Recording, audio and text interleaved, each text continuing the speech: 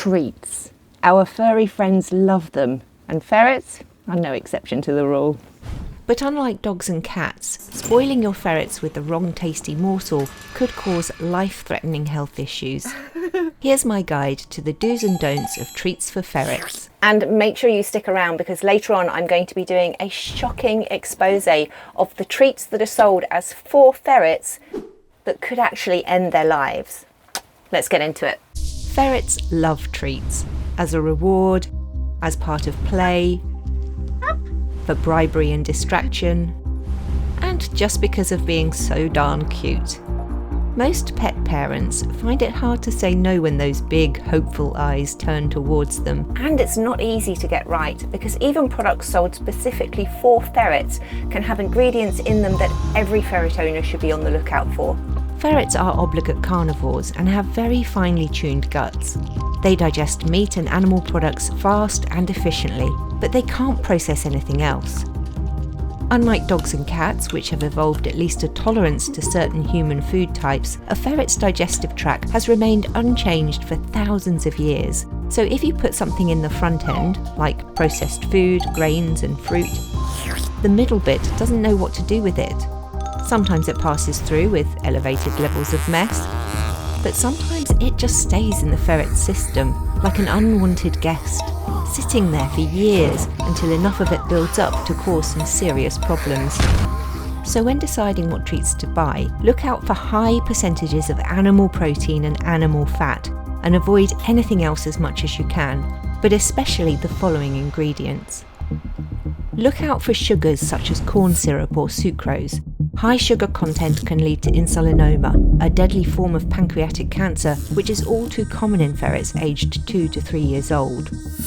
Equally bad are grain-based proteins and fillers, like corn or gluten, cereal and rice. The high carbohydrate nature of these foods mean they'll have the same effect as high sugar foods, causing insulinoma, and the fibre content could also cause digestive issues and deadly blockages. Vegetable protein is very bad. Pea and legume protein are ingredients I see a lot on kibble foods aimed at ferrets, as well as soy meal and soy flours.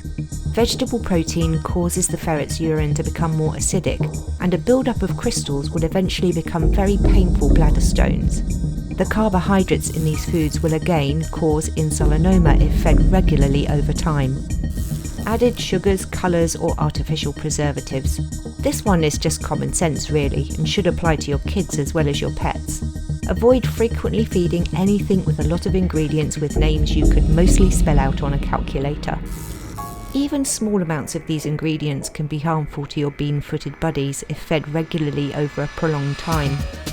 There are also some foods you might have in your house that you need to make sure are out of reach, because they are particularly bad for your cheeky little cat snakes. Chocolate contains theobromine and caffeine, which are toxic to ferrets as well as dogs and cats. Caffeine can cause restlessness, rapid breathing, heart palpitations and muscle tremors in ferrets. Ferrets are lactose intolerant, so dairy products can cause diarrhea and bloating. Alcohol can cause intoxication, lack of coordination, poor breathing and abnormal acidity in the body of a ferret. Onions and garlic contain thiosulfate, which can cause damage to red blood cells and lead to anemia. Avocados contain persin, a fungicidal toxin which can cause serious health problems in many animals, including ferrets. Fruit of any kind, but especially bananas. Being naturally high in sugar, they could also lead to insulinoma. Potatoes. I've heard of quite a few ferrets that like to steal potatoes to add to their stash, but if they're using them like a chew toy, then they will be consuming starch, which could cause digestive problems and fatal blockages, and again, as a high carbohydrate food, it will lead to insulinoma. One interesting thing that not many people know about ferrets is that they can be really fussy eaters. Many ferrets actually don't like being introduced to a new flavour, so you're not going to need a huge repertoire of treats to keep them interested. I stick to just 4 main treat types. A daily snack for behaviour rewards and just because. A belly treat for distraction tactics. A time-sinking chew for when you need to keep them busy. and a high-value treat for when their cooperation is vital. Here's what I use.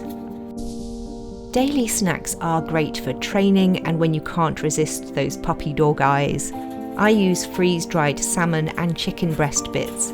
Any brand will do as long as it is clearly labelled 100% freeze-dried meat with no additives. If you're going to do a long training session, you could also cook up a piece of chicken. Remember, don't add any seasoning or flavours, and break this up to use as a reward, as the freeze-dried pieces could get expensive if you use a lot. Our belly treat is salmon oil. A couple of drops on their tum-tums will keep them occupied through nail clipping, no problem. Most ferrets love salmon oil, but if you have a ferret like Zorro, who doesn't like salmon oil, stick around, because our high-value treat makes a great alternative for nail clipping day. But first, our time sink treat to keep them busy is a piece of dried meat. My crew like Docker's duck breast strips and chicken chunks, but again, any brand that is 100% meat with only a little salt added for the drying process will do. That salt means you shouldn't make this a frequent treat, but it is a really great way to get them settled if they might be anxious. Just make sure there's always plenty of fresh water available, as salty snacks will make them thirsty. And our high-value treat, the one that will always focus their attention, 𝗙𝗿𝗄𝗏 salmon paste. Now, this one is brand specific and it may not work for you, but you need to find something your noodles will do anything for, and it doesn't have to be 100% good for them. Now, I realise that might catch me some heat in the comments, but before you come at me, I think you do need at least one absolutely irresistible treat to bring out on very special occasions. For example, without 𝗙𝗿𝗄𝗏, Zorro here would have nails like Rihanna's. This paste contains tiny amounts of fibre, starch and rapeseed oil, but it is mostly fish protein, fat and moisture. You also only need a tiny amount, and it should only be required occasionally. So I think it's okay to be bad every now and then. I've come inside now because I want us to go on a little journey together, down the rabbit hole if you will, although not the kind of rabbit hole ferrets usually enjoy. We're going to find out just how easy it is for ferret owners to fall into the trap of buying the wrong treats for their small furries. Let's go shopping. Open up popular shopping portal and type in ferret treats. Number 1, Amazon's choice, chicken and liver bites for ferrets. It's got a picture of a ferret on the packaging. It's £6.80, not a bad price for a packet of treats. Interestingly, it's listed item form as seeds. Not sure about that. It's rich in oils and fats. It's made with real meat.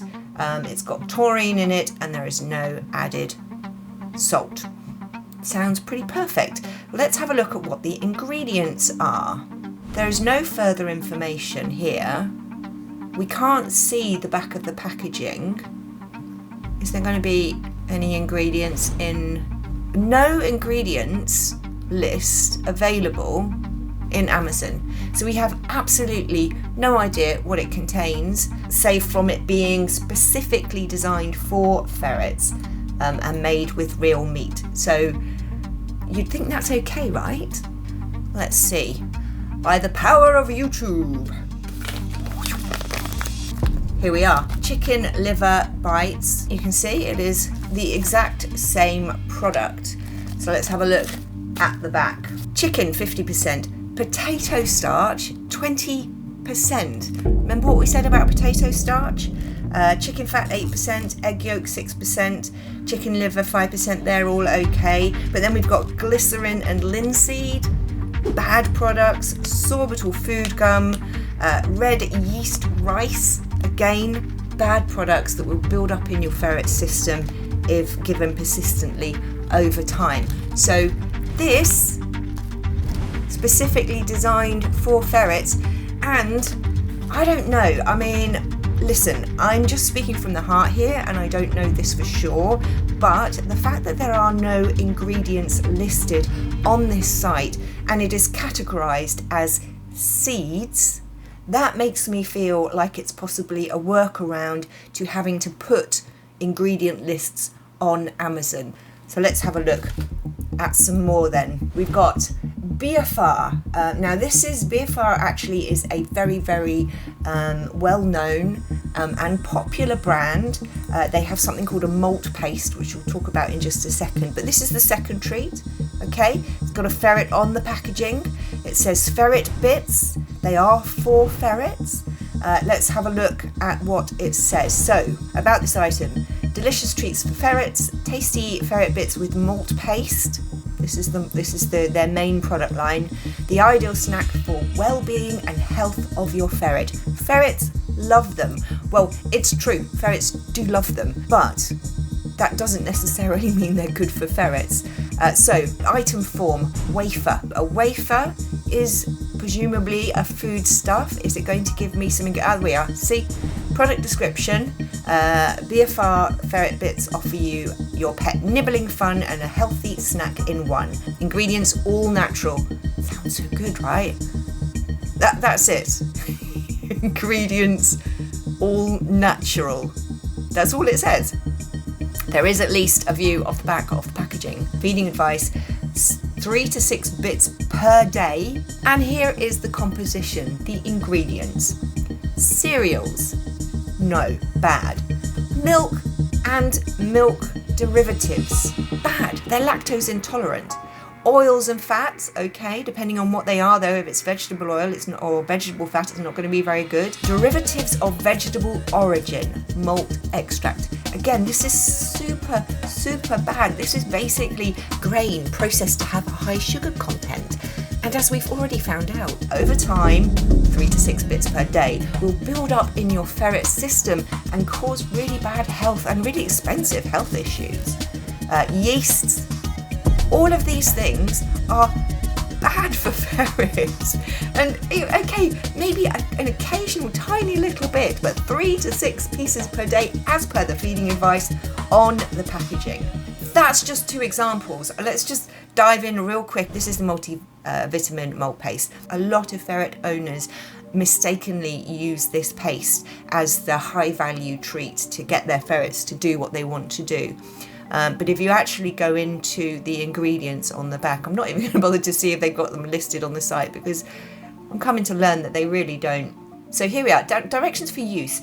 Give your ferret 3 centimetre of paste daily. This can either be given with food or directly from the tube. Always keep fresh drinking water available. So this is a daily. Recommended to be fed to them daily. Composition. Oils and fats. We don't know what kind of oils they are. Could be vegetable. Milk and milk derivatives. Hello, lactose intolerant. So your ferret's going to have the squirts.